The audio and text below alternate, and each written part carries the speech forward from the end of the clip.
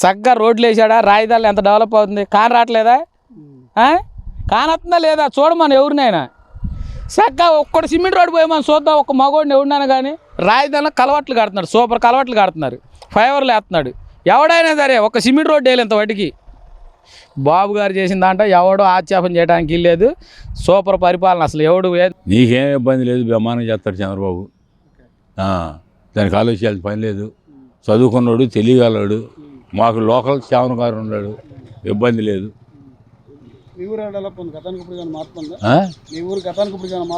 మా ఊరు మార్పు అంటే మార్పులేమి లేవు. 10 లక్షలు 2 కోట్లు పోయిందిగా పొలం.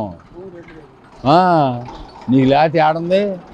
రైతు కెపాసిటీ 12 లక్షలు.